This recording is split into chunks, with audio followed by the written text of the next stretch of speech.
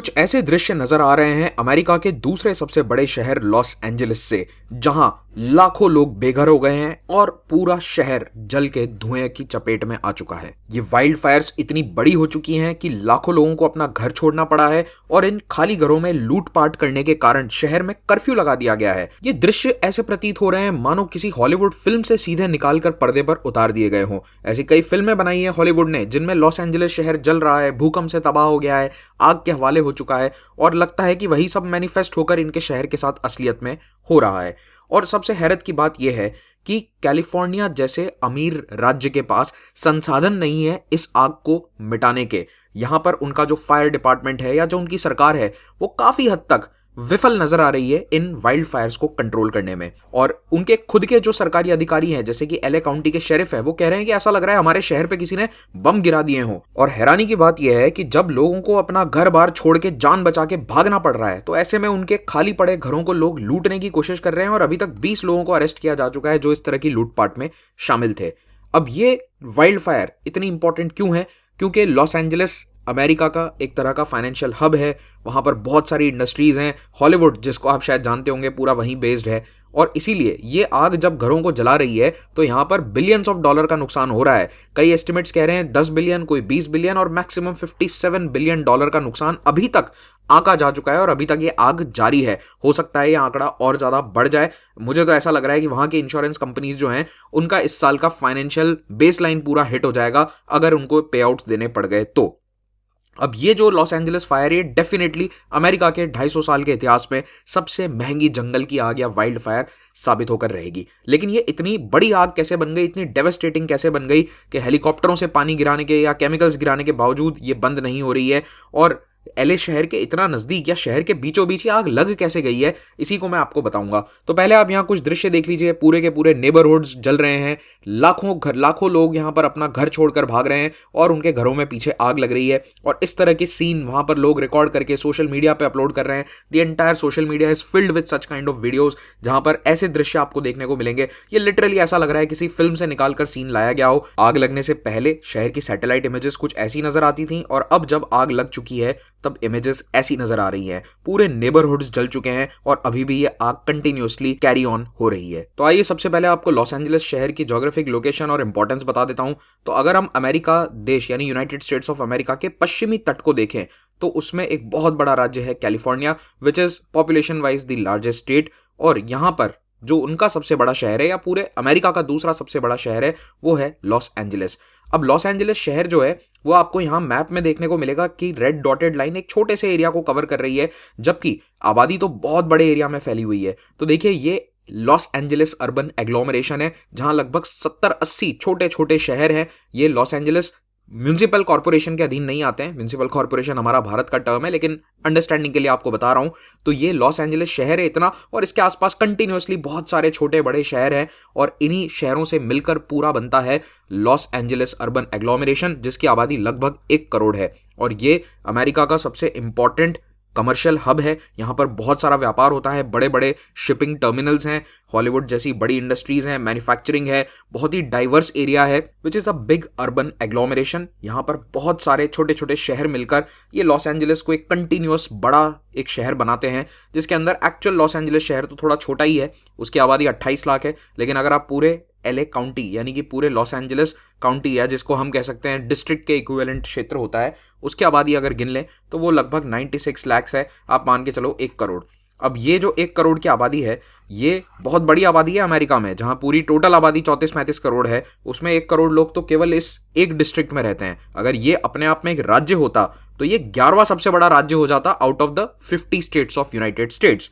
तो इसीलिए ये एलए काउंटी बहुत ही बड़ी है और यहाँ पर आबादी भी काफ़ी ज़्यादा है। तो अगर आप एलए सिटी का मैप देखेंगे तो इस वक्त ये आग कई इलाकों में लगी है। नाम हमारे लिए बिल्कुल इंपॉर्टेंट नहीं है कि कौन से क्षेत्र में आग लगी है। जैसे इस एरिया को पैलिसेड कहते हैं तो इसीलिए पैलिसेड फायर इसका नाम है, वो आप याद मत रखिए। आप इंपॉर्टेंट ये बात देखिए कि यहाँ पहाड़ और इन्हीं पहाड़ों के अंदर यहाँ पर आपको आग देखने को मिलेगी। और ये सारे रेजिडेंशियल इलाकों के पास हैं।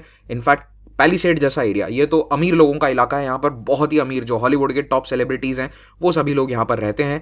और जो आम लोग हैं उनके भी घर है, मिडिल क्लास के नेबरहुड्स वगैरह यहाँ पर ईटन में है, पैसेडीना में है। तो यहाँ पर सभी को इम्पैक्ट करा है इस आग ने, अमीर हो, गरीब हो, मिडिल क्लास हो, सभी के लिए ये आग काफ़ी नुकसानदायक रही है। और ये जो येलो इलाका है, यहाँ पर सरकार ने कहा है कि आप इस एरिया में मत रहिए, आग फैल सकती है अगले 1-2 दिनों में, और फैल रही है कंटिन्यूसली। एक बात और याद रखिएगा कि जंगल की आग कभी भी ऐसे नहीं होती जैसे एक एरिया में लगी है तो वहीं चलती रहेगी, नहीं, जंगल की आग कंटिन्यूसली आगे बढ़ती है। With in few hours it will spread over very long distances, कई किलोमीटर में फैल जाती है कुछ ही घंटों में। वो कंटिन्यूसली आगे बढ़ने वाली आग होती है। तो जंगल की आग आपकी नॉर्मल जिस आग पे आप हाथ सेकते हैं अपने शाम को सर्दियों में, उस आग से थोड़ी अलग होती है। अगर अभी आप एरिया देखना चाहें ऐसे ही जानकारी के लिए, तो देखिए हजारों एकड़ यहां पर जल रहा है। More than 40,000 acres have been burned और आर करंटली बर्निंग। तो एरिया काफी बड़ा है। तो ये पहले सब फायर्स के नाम है और जितना स्ट्रक्चर्स ये डिस्ट्रॉय कर चुके हैं वो सारी यहाँ पर जानकारी लिखी हुई है, चाहो तो पॉज करके देख लेना। और 10 लोगों के मरने की पुख्ता जानकारी वहां की सरकार ने घोषणा कर दी है। हो सकता है कि ये नंबर अभी और बढ़ जाए। तो देखिए आप, जैसे आग लगी है यहाँ जंगल में, लेकिन यहाँ रेजिडेंशियल नेबरहुड घर बने हुए हैं जो डार्क रेड में आपको नजर आ रहे हैं। तो हो ये रहा है कि इन पहाड़ों से उतर के आग जब नीचे की तरफ आ रही है तो ये सारे घर चपेट में आ रहे हैं और धीरे धीरे और नेबरहुड्स या और कॉलोनीज जिसे आप कह सकते हैं भारत की भाषा में, वो चपेट में आ जाएंगी। अभी जो पैलिसेड वाली आग है फॉर एग्जांपल, इसने देखिए कितने बड़े लोगों के घरों को जला दिया है। ये मैलिबू नाम का इलाका है और यहाँ पे घर करोड़ों रुपए के होते हैं। यहाँ पर समुद्र, इधर घर बने हुए हैं समुद्र के किनारे और यहाँ पीछे पहाड़ों का view. So these are very exclusive homes. अगर आप लोगों ने आयरन मैन फिल्म देखी है तो उसके अंदर आयरन मैन का घर होता है, वो भी इसी इलाके में बताया जाता है। और अक्सर आप जो हॉलीवुड की फिल्में या टीवी शोज देखते हैं उसमें अमीर लोगों को बताया जाता है वो मैलिबू में रहते हैं, जो असलियत में भी वहीं रहते हैं। तो इस मैलिबू के घरों को आप देखिए क्या कर दिया है, पूरी कोस्ट लाइन जला दी है। यहाँ लोगों के करोड़ों रुपए के जो घर थे वो जलकर खाक हो चुके हैं। और यही इंपॉर्टेंस बताता है कि नेचर के सामने कोई अमीर कोई गरीब मानना मायने नहीं रखता है। अब इस आग के रीजंस के बारे में मैं आपसे चर्चा करता हूँ। ये आग लगी क्यों है? तो देखिए साइंटिस्ट कह रहे हैं कि ये आग लगना पूरी तरह से दिख रहा था, इट वॉज एंटायरली फोर्सिएबल। हमें अनुमान था कि आज नहीं तो कल इस तरह की एक आग लॉस एंजलिस शहर में तबाही लेकर आएगी। क्यों? क्योंकि यहाँ की ज्योग्राफी ऐसी है। तो कैलिफोर्निया की ज्योग्राफी को अगर हम देखें तो इसमें एक बहुत इंपॉर्टेंट फीचर है द सियरा नेवाडा माउंटेन्स। ये पहाड़ कैलिफोर्निया को पूर्वी दिशा के डेजर्ट क्लाइमेट से बचाते हैं। तो यहाँ पर आप देखिए नेवाडा, एरिजोना, ये सब पूरा डेजर्ट एरिया है। To the east of California is vast deserts जहाँ पे ड्राई एरिड क्लाइमेट है और ये थोड़ा सा हाइट में ऊंचाई पर स्थित एरिया है। फिर उसके बाद ये बीच में पहाड़ आ जाते हैं सियरा नेवाडा, यहाँ पर आप देखेंगे थोड़ा और बेहतर समझ में आएगा। ये पहाड़ के बाद एक प्लेन्स एरिया आ जाता है जिसे कई बार कैलिफोर्निया बेसिन भी कहते हैं। यहाँ पर खेतीबाड़ी बहुत अच्छी होती है। उसके बाद फिर से कुछ छोटी छोटी पहाड़ियाँ आती है और इन पहाड़ियों के बाद कोस्टल एरिया आ जाता है और इसी कोस्टल बेल्ट में कैलिफोर्निया के ज़्यादातर बड़े शहर बसे हुए हैं, इनकी ज़्यादा आबादी रहती है। उसके बाद ये बेसिन वाला एरिया है, यहाँ पर भी बड़ी आबादी रहती है। तो ये सियरा नेवाडा माउंटेन और यहाँ पर कुछ और रेंजेस इसी से जुड़ी हुई हैं, ये सभी कैलिफोर्निया को रहने के लिए एक बहुत ही बेहतरीन जगह बना देती हैं। यहाँ का Mediterranean climate is very good through out the year. बहुत ज़्यादा ठंड नहीं पड़ती है, हल्की ठंड होती है और ड्राई एरिड क्लाइमेट होता है। बारिश भी ठीक ठाक हो जाती है, बहुत ज़्यादा नहीं, एरिड क्लाइमेट ही है। लेकिन मुख्य बात यह है कि यहाँ पर उत्तरी दिशा के जो इसके डेजर्ट वाले एरिया हैं उनसे यहाँ बचाव हो जाता है। लेकिन एक नुकसान भी है। तो आप देखिए सियरा नेवाडा माउंटेन यहाँ पर जहाँ खत्म होते हैं और कुछ छोटे छोटे पहाड़ हैं, इनके बीच में गैप बनता है और इसी गैप के मुहाने पर स्थित है यहाँ पर लॉस एंजलिस शहर। तो जहाँ ये माउंटेन रेंजेस थोड़ी टूटती हैं उन्हीं के वहाँ पर स्थित है लॉस एंजलिस सिटी। तो जब हवा का दबाव आता है तो वो इसी एरिया पर सबसे ज़्यादा रहता है और इसी का नुकसान इस वक्त लॉस एंजलिस झेल रहा है। तो आप देखिए ये पूरा लॉस एंजलिस शहर है, यहाँ पर पीछे डेजर्ट, यहाँ पर पहाड़, और जब ये हवाएं इन छोटे पहाड़ों से होते हुए नीचे कोस्ट की तरफ उतरती हैं तो फिर ये आग को और तेजी से बढ़ाती हैं और इन हवाओं को हम कहते हैं सेंटा एना विंड्स। ये वहाँ का लोकल नाम है। तो अगर हम पैसिफिक ओशन की तरफ से नज़ारा देखें तो देखिए ये वाले पहाड़ों के नीचे यहाँ पर स्थित है लॉस एंजलिस शहर। पीछे आप जाएंगे जैसे जैसे तो हाइट बढ़ती जाती है। तो ये जो डेजर्ट है नेवाडा का, एरिजोना का, ये ऊंचाई पर स्थित है। इस डेजर्ट से गर्म हुई हवा जब नीचे पहाड़ों से होते हुए उतर कर आती है और बीच में ये छोटी चट्टानें या माउंटेन्स इससे टकराते हैं तो ये बीच में गैप्स ढूंढती है और यही गैप्स जब इसको मिल जाते हैं वैली के रूप में, इन वैलीज के थ्रू इस हवा की रफ्तार बहुत तेज हो जाती है। इनफैक्ट इस वक्त जो हवा चल रही है वो 120-110 किलोमीटर प्रति घंटा है, जो कि एक्चुअली में हरिकेन की यानी कि चक्रवर्ती तूफान की हवा की स्पीड है। लेकिन इतनी तेज हवाएं ये इन सर्दी के महीने में डेजर्ट से नीचे की तरफ आती हैं। तो लॉस एंजलिस शहर की ज्योग्राफिक लोकेशन ऐसी है कि जहां पर पहाड़ों में ये ब्रेक्स है, जहां ये वैलीज है, वो ऐसी जगह पर स्थित है ये शहर जहां सबसे ज्यादा हवा का स्पीड या प्रेशर रहता है। सेंटा एना विंड्स के बाद दूसरा रीजन इस बड़ी आग का ये रहा कि पिछले एक साल में यहाँ बारिश बहुत कम हुई है। तो तो देखिए 2022-23 में बहुत बढ़िया बारिश हुई थी इस पूरे क्षेत्र में। उसके पहले लंबे समय से अकाल पड़ रहा था, लेकिन अब पिछले 1 साल से अकाल चल रहा है।